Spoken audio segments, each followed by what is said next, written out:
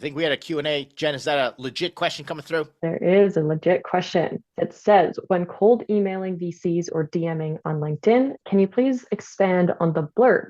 Do you include executive summary on that first contact or pitch deck or both? Yes, definitely. So this is actually very difficult because it needs to be enticing and it needs to be extremely short. VCs will just skim through this. So using kind of common tricks like a lot of spaces, right? Talking in one line, stuff like that, like what you'd see in a LinkedIn post to catch someone's attention or a Twitter post, depending on what you like to use. So that goes a long way. But in terms of the actual content, again, when I was doing this, it was mostly market size that I had to talk about, right? Like, hey, here's this insane market size. Here's this why it's going to grow.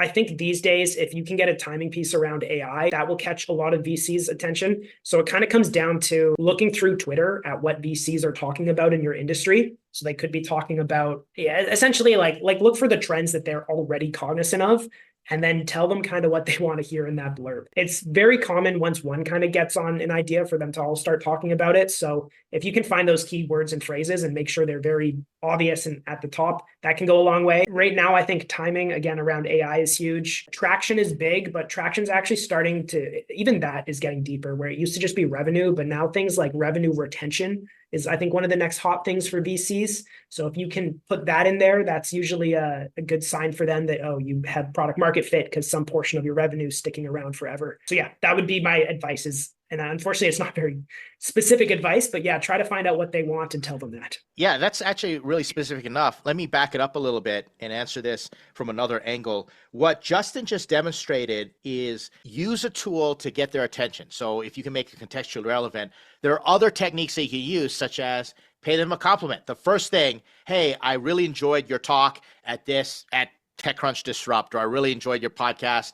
That's what I respond to. When someone strokes my ego right in the first line, I actually open those a lot faster. The other thing you can do is if you can catch their attention, that first little preview line is so important and you can go so far with it.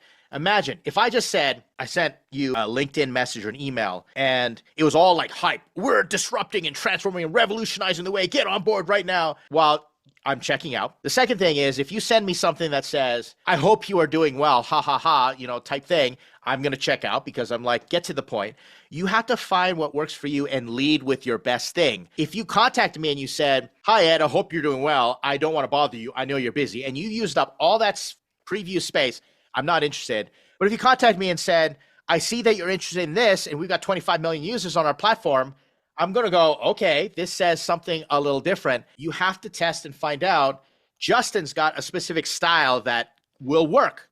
Other people have another style that works. You just have to find your style. Yeah, actually, to give you some context or insight into what we're seeing is when we first started building this business in 2019, all my reach out was like, human health is going downhill. We need to fix that with sports. And VCs didn't care about that at all. So I stopped using it for a while, but then all of a sudden now in 2024, that's a hot topic. So it's now the main thing I lead with whenever I'm talking about. So things will change, just stay on top of it. And let's say Justin has a Caitlin Clark moment, like the next Summer Olympics when volleyball and something is like scandalous or happens or some celebrity rises out of the ashes, he could lead with that. So what Justin just demonstrated is that trends change. And you can't use the same cookie cutter thing over and over again. Pay attention, test, iterate. Great answer. Great question. Thanks for asking that. Thanks, Jen, for catching that for us.